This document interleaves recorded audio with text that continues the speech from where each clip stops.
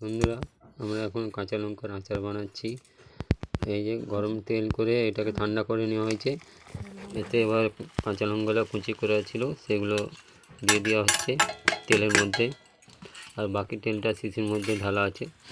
আর এই যে মশলাগুলো গুঁড়ানো আছে, মেথি, কালো সরষে, আর হচ্ছে জিরে, আর হচ্ছে হিং। এই যে হিংটা দেওয়া হবে, আর এগুলো সব গুঁড়া করা ছিল মশলাটা। এবার এতে পুরোটা মশলাটা দিয়ে কাঁচা লঙ্কার সঙ্গে মিক্স করিয়ে নেওয়া হবে। মিশিয়ে তারপরে একটু হলুদ গুঁড়াটা দিলে কালারটা ভালো লাগবে, আর কাশ্মীরি লঙ্কাটা দিতে হবে, তাহলে কালারটা ফুটবে, দেখতেও ভালো লাগবে। কাশ্মীরি লঙ্কাটা কালারের জন্য দেওয়া হয়। একটু হলুদ দেওয়া হচ্ছে, হলুদ গুঁড়ো। এতে কি হবে, কালার দেখতেও সুন্দর লাগবে, আর জিনিসটা অনেক দিন ধরে থাকবে। এই যে কাশ্মীরি লঙ্কা গুঁড়ো দেওয়া হচ্ছে।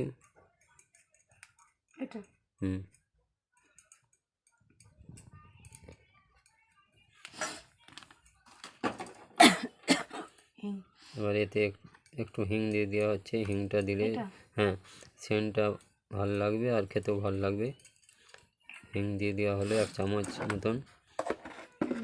আর নুন দেওয়া হচ্ছে। নুন যত দিয়ে রাখবেন, আর লেবুটা কাগজি লেবু দিয়ে রস দিয়ে থাকবে, আর ভিনেগার দেওয়া থাকবে, তাহলে কি হবে, আচারটা অনেক দিন ধরে থাকবে। আপনি বছর বছর রেখে খেতে পারবেন, কোনো খারাপ হবে না। এই যে লেবুর রস করা ছিল, এই যে রসটা দিয়ে দেওয়া হচ্ছে। এটা কাগজি লেবুর রস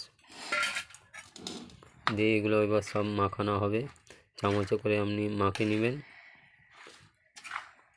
ভালো করে মাখিয়ে নিতে হবে।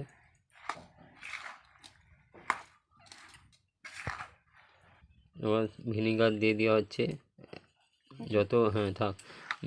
ভিনিগার বেশি দিয়ে রাখলে, আর নুন আর কাগজি লেবু দেওয়া থাকলে আপনার এটা খারাপ হবে না, নষ্ট হবে না। নুন সে আর পরে দিয়ে দেবে, জোরে যাবে। আর নুন দিতে হবে, নুন অনেকটাই দিতে হবে, অত 1 চামচ নুন দিচ্ছে, আরও কত নুন দেবেন, জোরে যাবে নুনটা। বেশি করে নুন দিয়ে রাখতে বলে তার জন্য কাগজি লেবুটা দেওয়া আছে, সামনে আছে এইখানে একটা। এই নুনটা বেশি করে দেওয়া হচ্ছে যাতে অনেক দিন ধরে থাকবে, বছর বছর রেখে খেতে পারবেন, ভাতের সঙ্গে, রুটির সঙ্গে, মুড়ির সঙ্গে। এটা খেতে খুব সুস্বাদু হবে। এটা আপনি যখন ইচ্ছা যে কোনো জিনিস দিয়ে খেতে পারবেন। আচারটা দেখুন, কালারটা কত সুন্দর হয়ে গেছে। এই আচার আপনারা বানিয়ে রাখুন, বছর বছর চলবে, আর খেতে খুব সুস্বাদু। আপনার কোনো কিছু তরকারি দরকার নেই, একটু আচার দিয়েই আপনার ভাত খাওয়া যাবে, রুটি খাওয়া যাবে। তো আপনারা লাইক কমেন্ট করবেন। এতে শিশিয়ে তেল দেওয়া আছে গরম করে। লাইক কমেন্টটা করতে ভুলবেন না, দাদা ভাই দিদি ভাইরা, লাইক কমেন্টটা করবেন। আপনারা আমার ভিডিও দেখছেন না জানি না, আমাকে ভালোবাসেন নাকি জানি না, ভিডিওটা দেখবেন, কমেন্ট লাইক করবেন।